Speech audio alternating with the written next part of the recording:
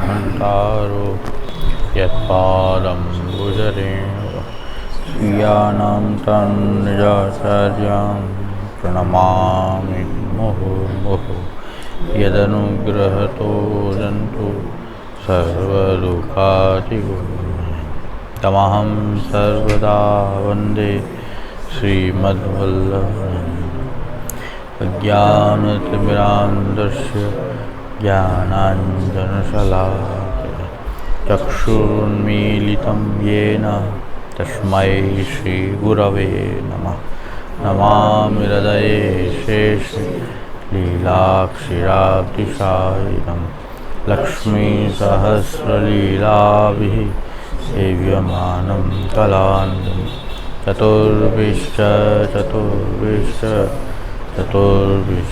त्रिभिस्तथा षड्भिर्विराजते योऽसौ पंचधाधिदैव।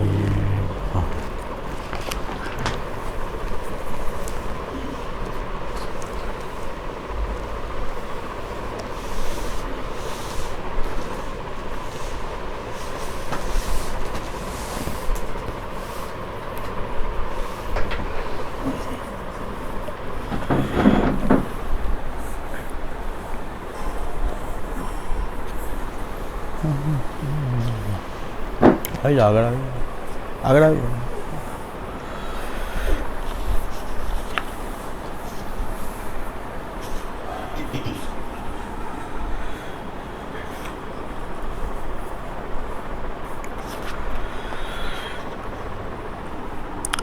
पूर्णमल की गांठी में द्रव्य बहुत હતો। सो एक समय रात्रि को पूर्णमल को देवी जीव जानी श्री गोवर्धन धर स्वप्न में कहे, जो ब्रज में गोवर्धन पर्वत है ता हम प्रकट भये हैं, सो तू आए कि हमारो मंदिर समराओ और श्री आचार्य जी को सेवक हो। तब पूर्णमल जागी के सवेरे भये सगरो द्रव्य भेलो करी ब्रज में गोवर्धन धर के आई दर्शन किए। पाछे रामदास भीतरिया सो पूछे, जो मोको श्रीनाथ जी ने मंदिर समरावे की आज्ञा दीनी है, सो मैं आयो हूँ। तब रामदास स्वरूप पांडे सब कहे, जो श्रीनाथ जी तो श्री आचार्य जी के ठाकुर हैं। सो अब 2-4 दिन में श्री आचार्य जी पधारे वारे हैं। तब उनसो पूछी के उनकी आज्ञा हो तो मंदिर समराओ। पाछे श्री आचार्य जी पधारे। तब पूर्णमल ने दंडोत करी विनती करी, जो महाराज मोको सेवक करिए और श्रीनाथ जी मंदिर समरावे की आज्ञा करी है, सो अब आज्ञा देव तो मैं समराऊँ। तब श्री आचार्य जी पूर्णमल को नाम निवेदन कराई कहे, आगरे ते कारीगर बुलाओ। सो पूर्णमल ने कारीगर बुलाए। तब श्री आचार्य जी वासो कहे, मंदिर को नक्शा करी लाओ। तब कारीगर ने मंदिर को नक्शा शिखर बंद कियो, ध्वजा कलश सहित। तब श्री आचार्य जी कारीगर सो कहे, हमारे ठाकुर को मंदिर शिखर बंद ध्वजा कलश को नहीं, नंदराय जी के घर की नाई करो। तब कारीगर ने दूसरी बार घर की नाई कियो। तब श्री आचार्य जी के हस्त में नक्शा को कागज आयो। तब वही शिखर बंद ध्वजा कलश सहित। तब श्री आचार्य जी कहे, शिखर बंद क्यों किए? तब कारीगर ने कही, महाराज हम तो घर की नाई किए हते, सो अब शिखर बंद ध्वजा कलश भय ताको कारण तो हम जानत नहीं। तब श्री आचार्य जी कहे, हम बैठे हैं, हमारे आगे नक्शा तैयार करो।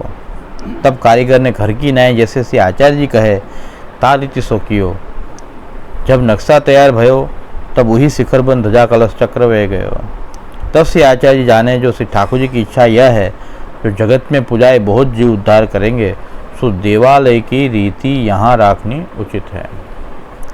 तब श्री आचार्य जी श्री गिरिराज जी सो पूछे, जो प्रभु इच्छा तुम्हारे ऊपर मंदिर बनाए की है, सो मंदिर बनेगो। तब लौकिक रीति सो तुमको श्रम बहुत होएगो। तब श्री गोवर्धन जी कहे, हमको परम सुख है, हमारे ऊपर प्रभु के लिए जो करे ता पर मैं प्रसन्न हो। ता सुखते मंदिर के लिए लौकिक रीति सब करो, मोको कछु दुख नहीं। ताहिते पाछे श्री गुसाई जी वैष्णव को सेवा दर्शनार्थ गोवर्धन पर चढ़न देते, और जहाँ तहाँ बिना सामग्री सेवा बिना चढ़न की आज्ञा नहीं। तब श्री आचार्य जी पूर्णमल को आज्ञा दीनी, बेगे मंदिर समराओ। सो मंदिर की नींव खोदी, सो नींव भरी गई। इतने पूर्णमल को द्रव्य सब निघट गयो। तब पूर्णमल कमाए वे को गए। सो द्रव्य घट्यो, ता को अभिप्राय यह है, जो पूरणमल के पिता को कमायो द्रव्य हतो, सो पिता के मरे पुत्र की सत्ता होय। ताते पूरणमल की सत्ता जानी के श्रीनाथजी अंगीकार किए, परंतु लौकिक मनोरथ करी पिता द्रव्य कमायो हतो, ताते कार्य सिद्ध न भयो, और जो यही द्रव्य सो मंदिर बने तो वितजा सेवा पूरणमल की सिद्ध न होय। ताते द्रव्य घट्यो, तब पूरणमल मंदिर की सेवा निमित्त कमाई वे को गए। या में ये जताए वैष्णव को व्यापार करनो, तो भगवत सेवा, गुरु सेवा, वैष्णव सेवा को मनोरथ करी करनो, तब ही द्रव्य से सेवा सिद्ध होए, तब वितजा सेवा कही है। पाछे पूरणमल गयो, तब और वैष्णव राजसी कितने ने कही, जो आज्ञा हो तो हम मंदिर संवरावे। तब श्री आचार्य कहे, पूरणमल आय के संवरावे गो। स्वभाव प्रकाश सो यही थे, जो प्रभु ने पूरणमल को मंदिर संवरावे की आज्ञा दी है, सो पूरणमल को मनोरथ सिद्ध करावनो है। ता पाछे पूरणमल जवाहर को कसब करी थोड़े दिन में बहुत कमाई के आए। भाव प्रकाश जामे वैष्णव को ये जताए, जो कछु सेवा संबंधी मनोरथ करी व्यापार करिए, और कार्य सिद्ध होनहार न होए तो व्यापार सिद्ध न होए। तब वैष्णव सब भगवद इच्छा माने, हरख शोक न करे, प्रभु को जितनो करनो होए तितनो सहज ही में सिद्ध होए।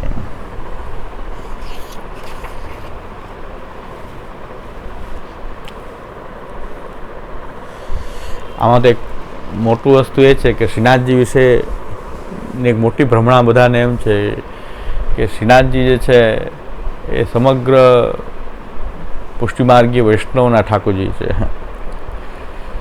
बधा वैष्णव माने कि श्रीनाथजी जे छे ए आपણા ठाकुरजी छे, એટલે આપણા સેવ્ય સ્વરૂપની જેમ શ્રીનાથજીને આપણે બધા ગણતા હોય।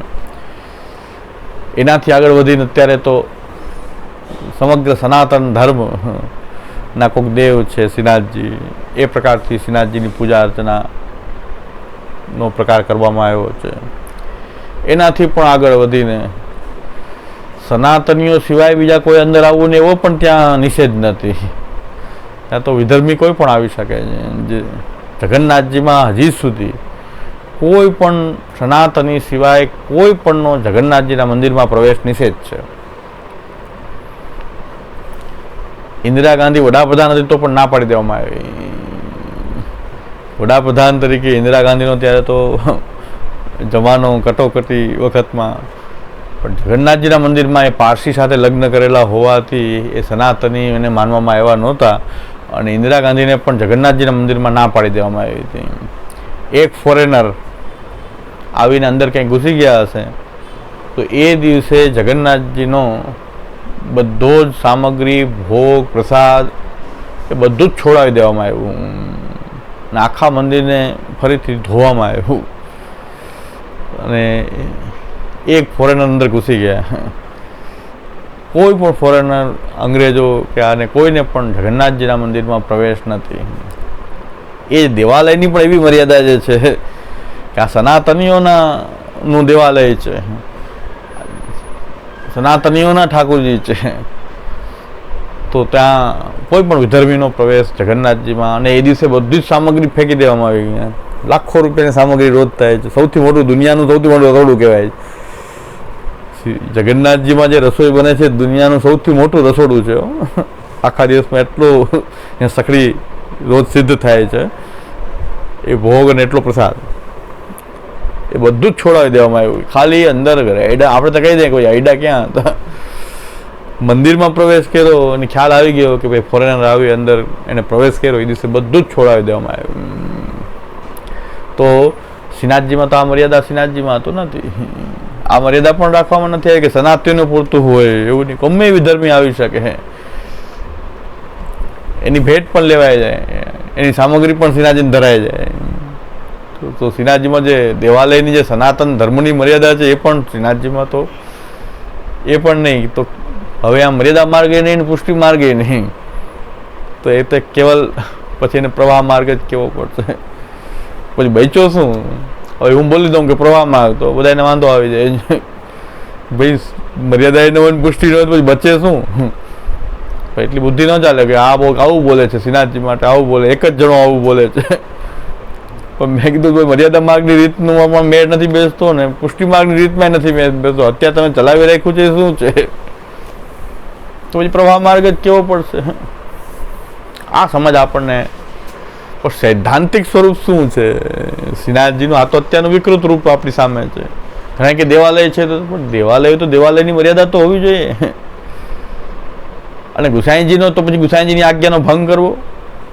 જો સનાતનીઓનો જાહેર દેવાલય, સનાતનીઓનો જે બીજા દેવાલય હોય છે એ પ્રકારનું દેવાલય જો શ્રીનાથજીને માનવામાં આવે તો ગુસાઈજીએ જે આજ્ઞા કરી એનું કોઈ મૂલ્ય આપણી માટે નહીં. તો ગુસાઈજીની આજ્ઞાનું ઉલ્લંઘન તો થાય. તો પારિવારિક અમારા ઠાકોરજી છે, ગુસાઈજીએ પારિવારિક ઠાકોરજી તરીકે. અને જે પણ વૈષ્ણવ શ્રીનાથજીની દર્શન, સેવા વગેરેમાં પ્રવેશ કરતા હતા, કદાચ ભેટ પણ અંગીકાર કરાવી શકાય છે દેવાલયમાં. સેવા સામગ્રી પણ પૂજનાર્થ બીજાની જેનું દેવાલય હોય એ છૂટ આપી શકે છે, તો ત્યાં પૂજનાર્થ દ્રવ્ય આવી શકે દેવાલયમાં. પણ એ કોનું દ્રવ્ય? એ તમને ડાયરેક્ટલી શ્રીનાથજીને ધરવાનો અધિકાર તો નહોતો જ. એ પારિવારિક દેવાલય હતું એટલે મહાપ્રભુજીના અને એના વંશજોના આજ્ઞાથી એમને એ દ્રવ્યો વગેરે ત્યાં અંદર. ત્યારે પૂરો કંટ્રોલ તો પૂરો શ્રી ગુસાઈજીના પરિવારનો જ હતો. અને શ્રીનાથજીના અહીં પહેલેથી જ, એની પહેલાંથી શ્રીનાથજી પ્રકટ થયા ને ત્યારથી રામદાસજી કહે છે શ્રી મહાપ્રભુજીના સેવકોને પણ આપણે નિર્ગુણ ભક્ત માનીએ છીએ. અને એ રામદાસ ભીતરિયા જે છે કે શ્રીનાથજીની સેવા સાનુભાવપૂર્વક કરતા હતા. શ્રીનાથજી બધી આજ્ઞા કરતા, વાતો કરતા, જગાડતા, એમને કંઈક જોતું હોય તો એવો શ્રીનાથજીને રામદાસજી એવી સેવા કરતા હતા. રામદાસ ભીતરિયા, હા, શું એમના વચનની પણ આપણને કિંમત નહીં? તો આમાં એક મહાપ્રભુજીના વચનામૃત તો મળે છે, પણ રામદાસજી બોલે છે કે ભાઈ તમે દ્રવ્ય લઈને આવ્યા છો પણ અહીં ન અંગીકાર કરાવી શકાય દ્રવ્ય. પૂરણમલ બધું દ્રવ્ય લઈને આવ્યા કે ભાઈ મને તો આજ્ઞા થઈ છે મંદિર કરાવવાની, તમે ન કરાવી શકો. ડાયરેક્ટ શ્રીનાથજીનું મંદિર તમે ન કરાવી શકો, કારણ કે ઠાકુરજી શ્રી આચાર્યજી કે ઠાકુરજી હે. આ શ્રીનાથજીનું જે સ્વરૂપ જે છે એ તો શ્રી મહાપ્રભુજીનું છે, આચાર્યજીના ઠાકોરજી છે. તમે ડાયરેક્ટલી ભેટ કેમ ધરો? એટલે આચાર્યજી પધારે એમની આજ્ઞા હોય તો તમે ભલે શ્રીનાથજી આજ્ઞા કરી કે મને શ્રીનાથજીની આજ્ઞા છે સ્વપ્નમાં. પૂરણમલ એમ કહે છે, પૂરણમલ એમ કહે છે કે મને તો શ્રીનાથજી સ્વપ્નમાં આજ્ઞા કરી છે. તો એ રામદાસજી કહે છે આચાર્યજીના ઠાકોરજી છે, તમે હમણાં કોઈ દ્રવ્ય અમે લઈ શકીએ નહીં, તમે મંદિરે ન કરાવી શકો શ્રીનાથજીનું. હજી તો શ્રીનાથજીનું મંદિર પણ સીધું નહોતું થયું, દેવાલયમાં પાઠ પણ નથી, ખાલી શ્રીનાથજીનું સ્વરૂપ જ પ્રકટ થયું ને એક નાના એવા મંદિરમાં વિરાજાવીને એમની સેવા ચાલતી હતી. એટલે એ આપણને ઘણો બધો ઇતિહાસ મળે છે આ વાર્તામાં. ઐતિહાસિક તથ્ય બધા આપણે જોડીએ, એની સાથે સિદ્ધાંત શું છે જોઈએ, અને પછી અત્યારનું જે વિકૃત સ્વરૂપ તો આપણે જાણીએ છીએ. પણ વિકૃત સ્વરૂપને સિદ્ધાંત અનુસાર માની લેવું, એને આપણી પ્રણાલિકા માની લેવી, વિકૃતિને પ્રણાલિકા માનવી, એ બહુ મોટી મૂર્ખાઈ આપણે બધા કરી રહ્યા છીએ. એટલે આપણને બહુ શાંતિથી આ શ્રીનાથજીનો બહુ પેચીદો પ્રશ્ન આજે વર્ષોથી ચાલે છે. કાંઈ નહીં, પેચીદો છે જ નહીં. એનું ટૂંકમાં સૈદ્ધાંતિક સ્વરૂપ એ છે કે પારિવારિક દેવાલયના ઠાકોરજી, એ પરિવાર કોનો? ગુસાઈજીનો પરિવાર. ગુસાઈજીનો પરિવાર 7 બાળકો, અને 7 બાળકોનો પરિવાર અત્યારે બધું વિદ્યમાન જે કંઈ છે એમના સંયુક્ત ઠાકોરજી છે. તો વૈષ્ણવને એટલો બધો ભાવ વૈષ્ણવ શ્રીનાથજીમાં એવું રાખ્યું, શ્રીનાથ અમારા ઠાકોરજી. પાછું રહીને કોઈ સેવા તો જ્યાં કરવી નથી, ખાલી માનતા કરવી. કોઈ શ્રીનાથજીમાં એટલો ભાવ ઉભરાઈ ગયો કે શ્રીનાથજીને છોડી જ ન શકતા, કે ત્યાં જઈને નિવાસ જ કરવા માંડે રોજ શ્રીનાથજી સેવા, એવું તો કોઈ ભાવ નથી. ધજાજી પધરાવે તો 1-2 દિવસ જ પૂરતા, વધારે બિરાજાવો તો એમ કે હવે પધરાવી જાઓ પાછા. હવે શ્રીનાથજીને બહુ ઈચ્છા છે કે તમારે ઘરે જ બિરાજવું છે, તો આ ધજાજીનું 1 દિવસ મનોરથ કરે, બધા 1 લાખ 1.5 લાખનો છાવર ને બધું ખર્ચ ને બધું કરે. પણ હજી હવે એમને 2-3-4 દિવસ બિરાજવું છે શ્રીનાથજીને, તો પછી એમ કે ના તો બીજા 1.5 લાખ આમ પધરાવી જાઓ, બીજા 1.5 લાખ અમે આપીએ અમે. આ રોજનું આપું છું અહીંયા કાયમી તો એ ઘરમાં ઠાકોર બધાની સેવા ન કરીએ. જો કાયમી આ બધું રાજભોગનું શયનભોગને બધું કરવું હોય તો ઘરમાં ઠાકોરજી ન પધરાવીએ. આ તો એકાદી આનંદ લેવો હોય, શ્રીનાથજીને ઘરમાં પધરાવીને એકાદી કંઈ મોજ મજા આપણે બધા કરીએ, એટલે એકાદ દિવસ ધજાજી પધરાવે. એ કાયમી બિરાજી જાય ને ધજાજી તો એમ કે પાછા પધરાવજો, બીજા અમે એટલા આપું પૈસા, 1.5 લાખનો ખર્ચ હોય તો બીજા 1.5 લાખ આપો, તમે પાછા પધરાવો, નાથદ દ્વારા પધરાવી જાઓ. આ બધા આવા તકવાદી લોકો ભેગા થઈ ગયા છે, બધા શ્રીનાથજી અમારા છે, શ્રીનાથજી અમારા છે. પણ શ્રીનાથજી રામદાસજી સ્પષ્ટ સિદ્ધાંત કહી રહ્યા છે કે મહાપ્રભુજીના ઠાકોરજી છે. મહાપ્રભુજી આજ્ઞા આપે તો આ દેવાલય હોવાથી, પણ ઘરમાં તો નહીં જ, ઘરમાં છૂટ નથી, દેવાલયમાં છૂટ છે. તો એ પણ જેનું દેવાલય છે, જે પરિવારનું દેવાલય છે, પારિવારિક જે દેવાલય છે, એમાં એ લોકો મંજૂરી આપે તો જ અંગીકાર કરાવી શકાય ને. કારણ કે તો માલિકી એ સ્વરૂપ અને એની વ્યવસ્થા આખી શ્રી ગુસાઈજીના પરિવારના હસ્તક હતી. એટલે તિલકાયત ત્યાં એના હેડ તરીકે, પરિવારના એક મોટા તરીકે ત્યાં તિલકાયત બિરાજતા હતા, હજી બિરાજે છે. અને હજી પણ અમે બધા ગોસ્વામી બાળકોને એને મુખ્ય માનીએ છીએ, આચાર્યજીના સ્થાન ઉપર બિરાજનારા અમે માનીએ છીએ. પણ એ આચાર્યજીની પ્રણાલિકાનું ઉલ્લંઘન કરે, ગુસાઈજીની પ્રણાલિકાનું ઉલ્લંઘન કરે તો કેમ એમાં ભાવ રાખવો?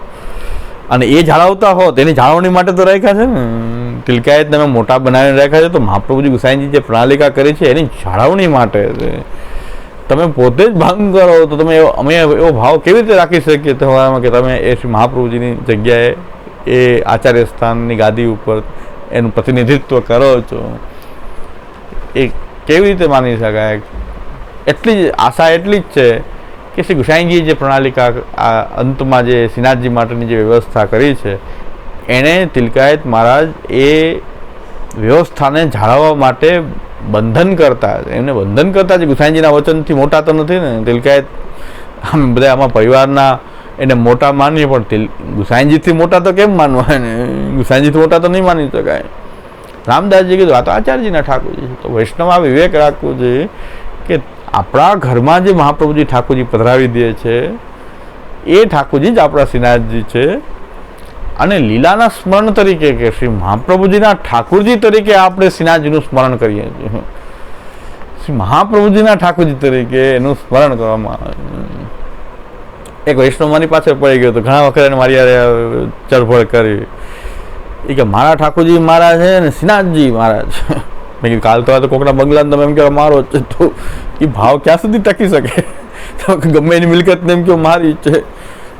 તમે તમારા ઠાકોરજીમાં એ ભાવ રાખો, અને મહાપ્રભુજીના ઠાકોરજી તરીકે તમે સ્મરણ કરો શ્રીનાથજીનું કે શ્રી મહાપ્રભુજીના ઠાકોરજી છે એટલે આપણા પુષ્ટિ માર્ગના ઠાકોરજી છે, કોઈના પણ ઠાકોરજી છે. સ્મરણ કરીએ કૃષ્ણની લીલા તરીકે આપણા ઠાકોરજી જ છે, એનું લીલાનું એક ગોવર્ધન ધરણ એનું એક રૂપ છે. તો આપણે જે રોજ જે પ્રાતસ્મરણ અને મંગલાચરણમાં બોલીએ છીએ શ્રી ગોવર્ધન નાથ પાદ યુગલમ, એમાં ખાલી શ્રીનાથજીનું સ્મરણ ક્યાં કરીએ છીએ? હૈયંગ વિન પ્રિયમ નિત્યમ શ્રી મથુરાધિપમ સુખકરમ શ્રી વિઠ્ઠલેશમ મુદા શ્રીમદ્વારવતીશ ગોકુલપતિ શ્રી ગોકુલેન્દુમ વિભુમ શ્રી મન્મથ મોહનમ નટવરમ શ્રી બાલકૃષ્ણમ ભજે. આ બધા જ મહાપ્રભુજી ગુસાઈજીના ઘરમાં સિંહાસન ઉપર બિરાજીને મહાપ્રભુજી ગુસાઈજી એમની સેવા કરતા હતા. એ બધા ભગવત સ્વરૂપો છે. એમાં શ્રીનાથજીને આપણે શું વિશેષતા માની? આ બધા કરતાં શ્રીનાથજી મોટા છે, શ્રીનાથજી કંઈક અલગ છે, એ આપણા આખા સંપ્રદાયના છે. એટલે સંપ્રદાયના હોવાનો પણ આ હેતુ એવો નથી કે આપણે બધા શ્રીનાથજીપુરના અધિકાર આખા સંપ્રદાયનો થઈ જાય, એવું નથી. એ ગુરુ સ્થાનમાં બિરાજતા જે અને એમના સેવ્ય સ્વરૂપ છે. આગળ જઈને આપણે એમાં પ્રાતસ્મરણમાં આગળ પણ આવે છે કે શ્રીમદ વલ્લભ વિઠ્ઠલો ગિરિધરમ ગોવિંદ રાયા વિદમ શ્રીમદ બાલક કૃષ્ણ ગોકુલપતિ નાથમ રઘુનાંશ તથા એવમ શ્રી યદુનાયકમ કિલ ઘનશ્યામમ ચ તદવંશજાન કાલિંદિમ સ્વગુરુમ ગિરિમ ગુરુ વિભુન સ્વીય પ્રભુશ્ચ સ્મરેત. બધાને એક રૂપતા બતાવી છે. છેલ્લે સ્વીય પ્રભુ પણ આવી જાય છે. ગુરુના ઠાકોરજીનું સ્મરણ કરી રહ્યા છે. ગુરુ ઉપર જે અલગ સ્વરૂપ પછી બિરાજતા છે, પોતાના દીક્ષાદાતા ગુરુ, અને એના ઉપર પણ કોઈ ઠાકોરજી બિરાજતા હોય તો એનું સ્મરણ કરીએ છીએ. આ બધાનું સ્મરણ સ્વીય પ્રભુશ્ચ સ્મરેત, એનું જે ભજન છે સ્મરણાત્મક ભજન કરીએ છીએ. એ લીલાના બધા સ્વરૂપો છે, અલગ અલગ લીલાના અલગ અલગ રૂપો છે. અને શ્રી ગુસાઈજીના અને 7 બાળકોના ઘરમાં પણ એ બધા ઠાકોરજી બિરાઈ જાય છે. એ રૂપે આપણું સ્મરણ કરીએ છીએ. પાછું નહીં તો સ્વીય પ્રભુ અલગ કેમ? સ્વીય પ્રભુ તો આપણા ઠાકોરજી તો છે જ, અને આપણા ઠાકોરજીમાં બધા જ ઠાકોરજી અને આ ઠાકોરજી બધા અલગ નથી. એટલે આટલું સમજી જાય કે આપણા શ્રીનાથજી તો આપણી પાસે જે ઘરમાં બિરાજે છે એ કેવલ આપણા આપણા પરિવારના શ્રીનાથજી તો આપણા ઘરમાં બિરાજતા ઠાકુરજી જ છે. જે કાંઈ મનોરથ કરવા હોય, જે કાંઈ ભેટ સેવા જે શ્રીનાથજીમાં કરવાની હોય, બધું આપણા ઠાકોરજીને કરવું જોઈએ. આ તો વલ્લભકુલના છે તો વલ્લભકુલ મળીને એની સેવા ચલાવે નથી, એ તો ચલાવતા નથી. અત્યારે તો એના માટે ભીખ માંગીને કેટલાય લોકો પૈસા આપી રહ્યા છે ને ગવર્મેન્ટ 80 કરોડ રૂપિયા લઈ ગઈ નફામાંથી. ગયા વખતના બજેટમાં 80 કરોડ રૂપિયા શ્રીનાથજીમાંથી ગવર્મેન્ટે, રાજસ્થાન ગવર્મેન્ટમાં સેક્યુલર કામ માટે લે. એ મુસલમાનની હજ માટે એમાંથી મળે અને મદ્રસા માટે ગ્રાન્ટ અપાતી હોય. શ્રીનાથજીના 80 કરોડ રૂપિયા ગયા વખતના બજેટમાંથી ગવર્મેન્ટને આપવામાં આવ્યા. તો એનો મતલબ શું છે? તો ત્યાં કંઈ જરૂર તો નથી, તમારી ભેટ સેવાની જરૂર જ નથી. બંધ કરો તો ઉલટાનું સારું થાય. તો ક્યારેક શ્રીનાથજી છૂટે એમાંથી. આપણે ભેટ સેવા બંધ કરીએ, એમાં ગુજરાતી જો બંધ કરી દે તો બાકી બીજા તો બહુ ધરતા જ નથી. ગુજરાતી લોકો બધાને પૈસાનો બગાડ કરવાવાળા ગુજરાતી જ. કારણ કે હું તો રાજસ્થાનમાં અહીંયા રહું છું ને જોઉં છું. એટલે અહીંથી બધું લઈ જાઉં અને પૈસા પૂરા થાય પાછું અહીંયા આવી જાઉં કે વિરાજો વિરાજો વિરાજો મેં કીધું પાછું ભેગું થાય પછી આવું. કારણ કે એ લોકો ભેટ ધરીને જન્મોત્સવ કરવાનો રિવાજ જ નથી, એમને જ કરે. લાંબા થઈ જાય જન્મ, વધારે થયો તો એક નારિયેલ તરે, એક નારિયેલ લઈને આવે, ખાલી નારિયેલ તરે. પછી કે બિરાજો બિરાજો મેં મહિના દિવસ મેં લિમિટ મારી, મેં કીધું મહિનો 1.5 મહિનો થાય, મેં કીધું હવે જાઉં પાછું ગુજરાતમાં જ જવું પડશે.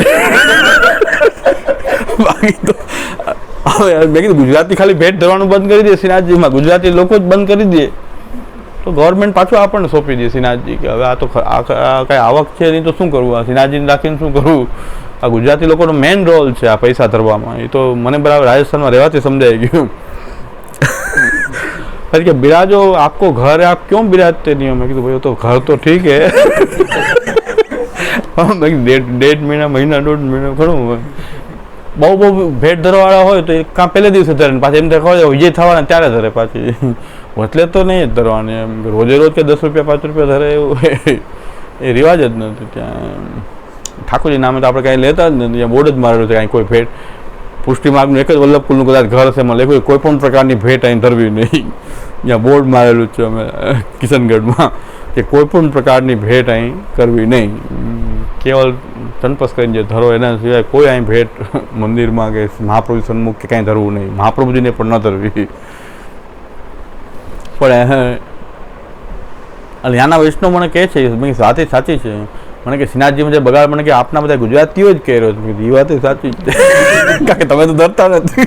તમે એટલા બધા ધરો તો એટલા બધા ન ધરો. એ મને ખબર છે કે મારવાડી રહ્યા ને એટલે એટલું બધું ન ધરે.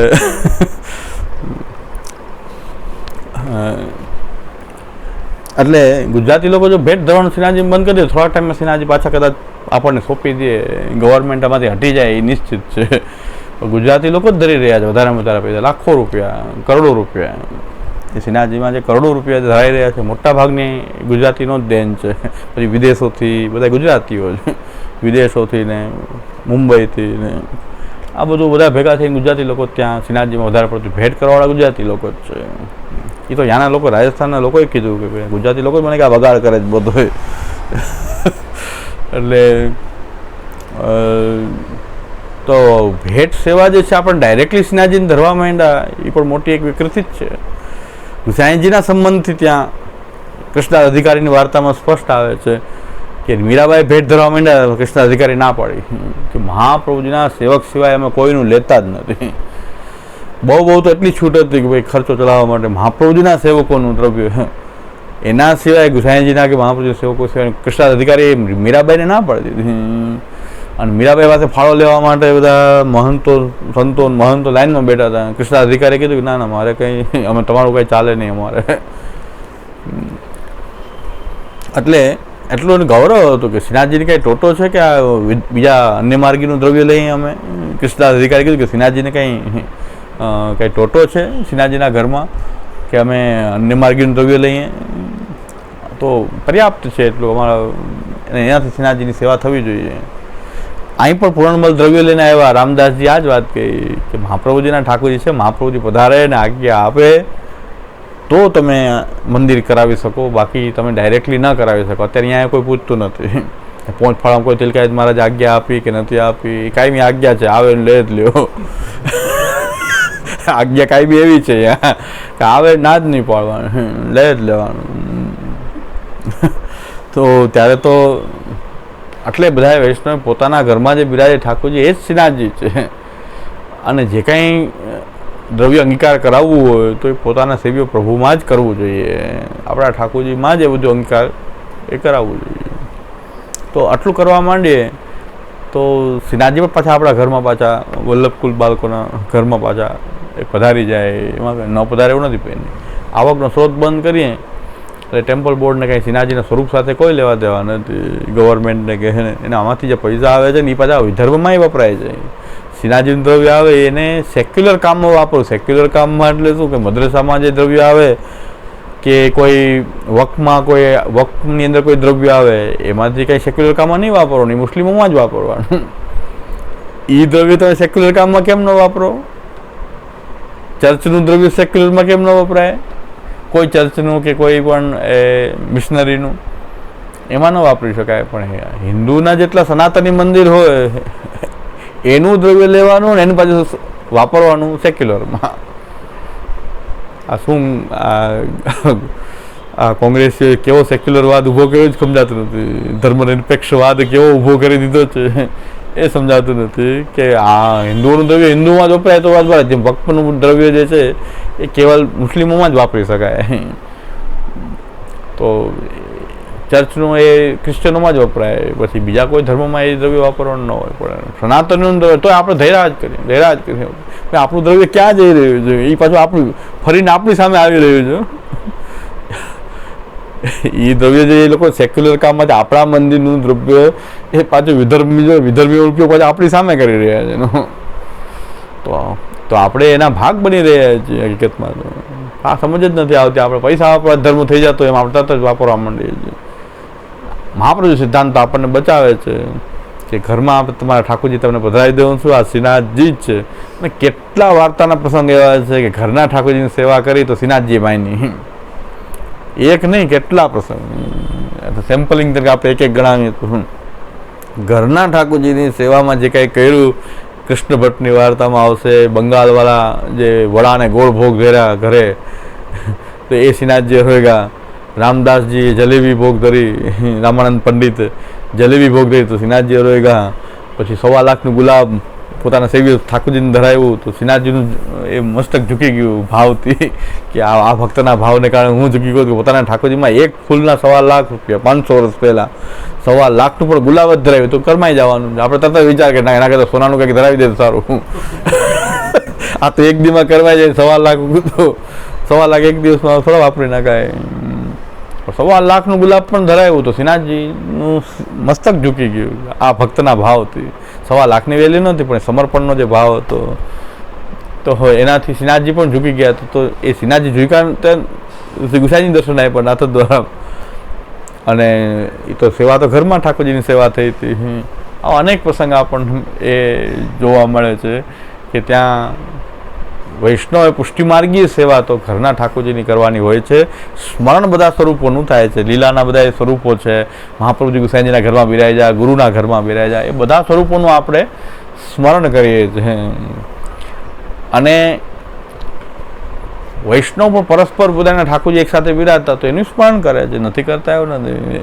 વૈષ્ણવના ઠાકોરજી, પરિવારના ઠાકોરજી, પછી પરિવાર અલગ થઈ ગયો હોય પણ પરિવારના ઠાકોરજી હોય એનું પણ આપણે પરસ્પર સ્મરણ કરતા હતા. તો સ્મરણ બધાનું કરીએ છીએ. એ જ આપણને ગોવર્ધનાથ પાદરી ગુલમથી લઈને સ્વીય પ્રભુ સુધી બધા ભગવત સ્વરૂપો, ગુરુ સ્વરૂપો, મહાપ્રભુ ગુસાઈજી 7 બાળકો બધાનું સ્મરણ કરીએ છીએ. આ સ્મરણાત્મક ભજન તો બધાનું કરીએ છીએ પણ સેવા જે તનુવિત જાય છે એ તો ઘરમાં પોતાના સેવ્ય પ્રભુને પધરાવીને જ આપણે કરવી જોઈએ. એને જ શ્રીનાથજી, એ ઘરના આપણા પોતાના શ્રીનાથજી છે. એ પોતાના શ્રીનાથજી તો આ જ છે. આ તો મહાપ્રભુજીના ઘરમાં બિરાજતા મહાપ્રભુજીના ગુસાઈજીના સંયુક્ત પરિવારના ઠાકોરજી તરીકે આપણે એનું સ્મરણ કરીએ છીએ. તો એ અહીં આપણને હજી તો મંદિર સિદ્ધ થયું, જે આ મંદિરનું રૂપ આપ્યું દેવાલયનું, એની પહેલાં રામદાસજી તો કહે છે કાં તો શ્રીનાથજી તો श्री महाप्रभु जी के ठाकुर जी हैं એટલે શ્રી આચાર્યજી શ્રીનાથજી તો શ્રી આચાર્યજી કે ઠાકુર हैं। જે મહાપ્રભુજીના વચનામૃતની કિંમત છે 84 વર્ષના રામદાસજીના વચનામૃતની પણ એટલી જ કિંમત છે આપણા માટે કે શ્રીનાથજી